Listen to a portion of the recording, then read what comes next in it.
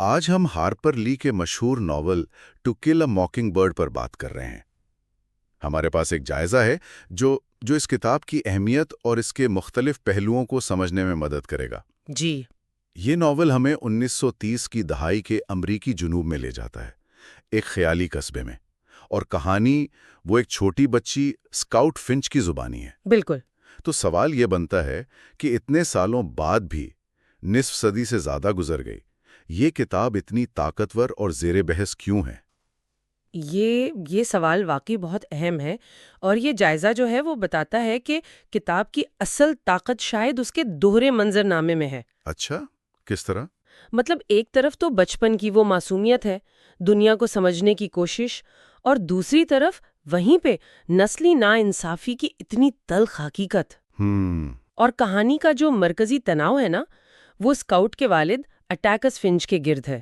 وہ ایک سیاہ فام شخص ٹام رابنسن کا دفاع کرتے ہیں، جن پر جھوٹا الزام ہوتا ہے۔ جی بالکل، ایک سفید فام عورت پر حملے کا جھوٹا الزام، اور یہیں سے کہانی کی وہ اخلاقی گہرائی جو ہے وہ شروع ہوتی ہے۔ اور اٹیکس فنچ کا کردار، یہ جائزہ تو انہیں صرف ایک وکیل نہیں کہتا، بلکہ اخلاقی جرات کی ایک مثال ہے نا؟ بالکل بالکل، ایک ایسا شخص جو شدید سماجی دباؤ، مخالفت، اس سب کے باوجود انصاف کے لیے کھڑا ہو جاتا ہے۔ اور یہ دیکھنا خاص طور پر متاثر کرتا ہے کہ یہ سب کچھ اسکاؤٹ اور اس کے بھائی جم کی آنکھوں سے کیسے دکھایا گیا ہے۔ جی، اور بچوں کا جو نقطۂ نظر ہے نا، وہ کہانی کو ایک خاص قسم کی پرت دیتا ہے۔ لیکن اٹیکس کی جرات سے جڑا ایک اور مرکزی خیال ہے جس پر یہ جائزہ بہت زور دیتا ہے۔ وہ کیا ہے؟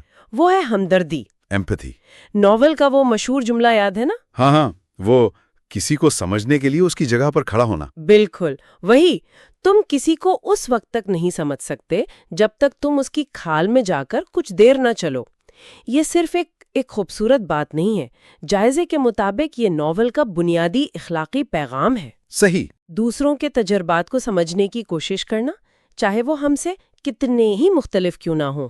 یہ ہمدردی کا پیغام، یہ صرف نسل پرستی تک تو محدود نہیں لگتا، کیونکہ جائزے میں دوسرے کرداروں کا بھی ذکر ہے، جیسے وہ پراسرار پڑوسی بو ریڈلی۔ جی، بو ریڈلی۔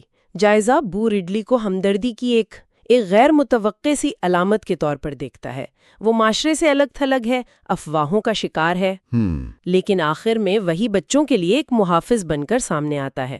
تو کہانی یہ دکھاتی ہے کہ تعصب صرف نسل تک محدود نہیں ہوتا، اچھا، بلکہ ہر اس شخص کے خلاف ہو سکتا ہے جسے مختلف سمجھا جائے یا غیر معمولی۔ اور ہارپر لی کا لکھنے کا انداز، جائزہ اس بارے میں کیا کہتا ہے؟ جائزہ کہتا ہے کہ انداز بہت سادہ ہے لیکن پر اثر، اور وہ جنوبی لب و لہجہ وہ کہانی کو بہت حقیقت پسندانہ بناتا ہے۔ اور اسکاؤٹ کی آواز، وہ بچی کی زبانی ہے۔ جی، وہ بچگانہ آواز اس سادگی کو اور گہرا کر دیتی ہے، جذباتی بنا دیتی ہے۔ کتاب کی کامیابی تو وہ تو سب جانتے ہیں، 1960 میں شائع ہوئی، 61 میں پولیتزر انعام، پھر فلم بھی بنی، ڈرامہ بھی کامیاب رہا۔ جی، بے مثال کامیابی۔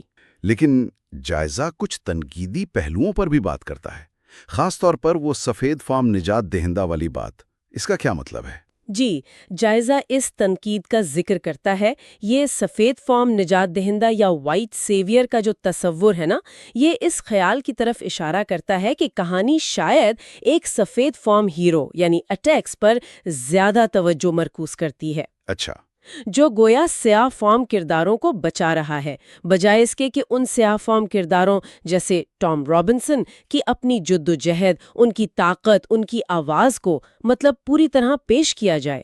تو یہ ایک اہم نقطہ ہے۔ جی ہاں، اور جائزہ بتاتا ہے کہ یہ تنقید ناول پر جو بات ہوتی رہتی ہے نا، اس کا ایک اہم حصہ ہے کہ کیا کتاب واقعی تمام کرداروں کو برابر کی نمائندگی دیتی ہے یا نہیں۔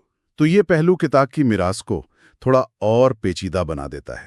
ایک طرف لازوال سبق ہے، دوسری طرف نمائندگی پر یہ اہم سوالات۔ بالکل، اور شاید یہی چیز ادب کو اتنا طاقتور بناتی ہے نا؟ شاید۔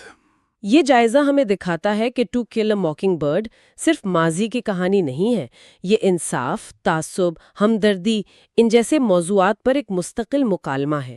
اس کی طاقت اس کے کرداروں کی انسانیت میں ہے اور ان سوالات میں ہے جو یہ آج بھی ہم سے پوچھتی ہے۔ تو خلاصہ یہ ہے کہ اس جائزے کی روشنی میں to kill a mocking bird ایک ایسی کلاسک کے طور پر سامنے آتی ہے جو اپنی تمام تر تعریف اور تنقید کے ساتھ ہمیں انسانی فطرت اور سماجی انصاف کے بارے میں سوچنے پر مجبور کرتی رہتی ہے۔ جی، اس کے کردار، اس کا پیغام